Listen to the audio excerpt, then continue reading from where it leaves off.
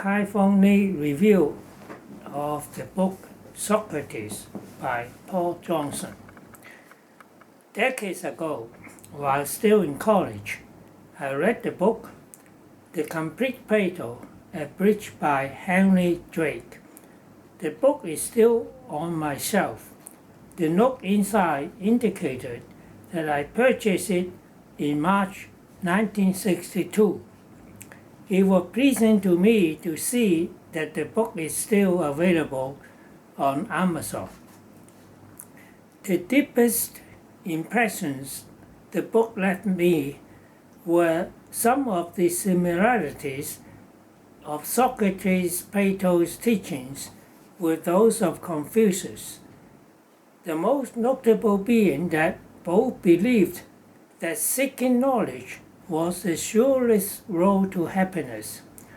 I was thus thrilled that Paul Johnson mentioned this at the beginning of this book on Socrates. It was a joy to read the 194 pages Socrates right after reading Johnson's 784 pages Modern Times.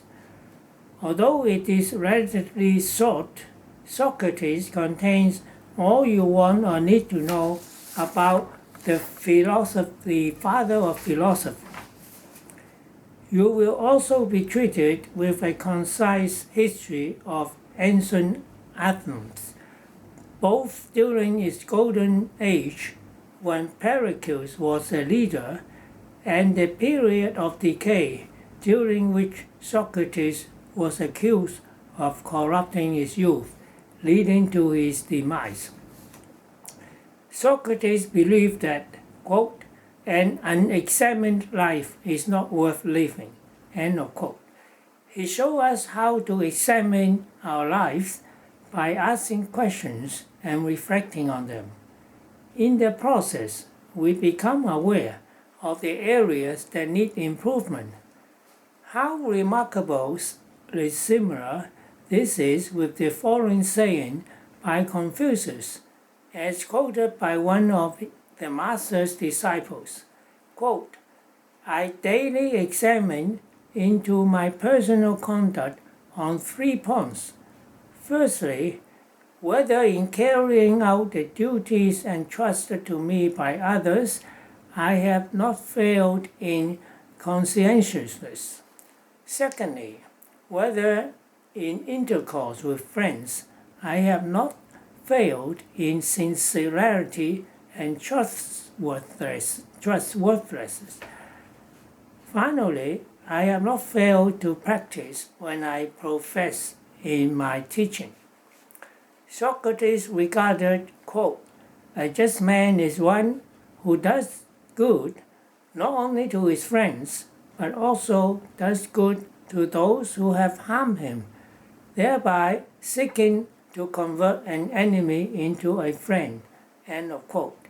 He totally rejected retaliation, commanding that, quote, we shall never do injustice. Therefore, we should never return an injustice. We should never do evil in anyone. Therefore, we should never return evil for evil. Predictably, this absolutism was rejected by most folks and was also a little too much for Aristotle to take. Socrates believed that a human being consists of a body and a soul. The body came to an end with death and rotted away, taking its problems and appetites away too.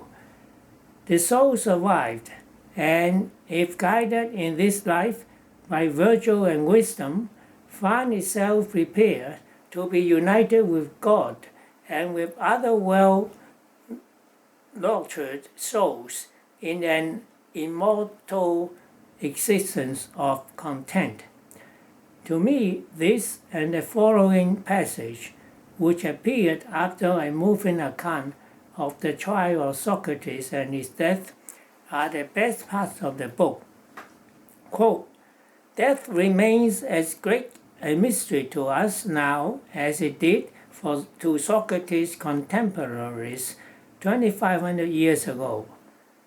In knowledge of death, we have not advanced 1 centimeter in all that time.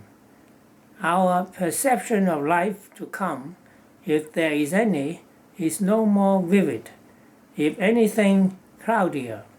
But thanks to Socrates and to Plato for recording him, we have at least learned, if we choose, to approach death and an unknown future with decorum, courage, and honor.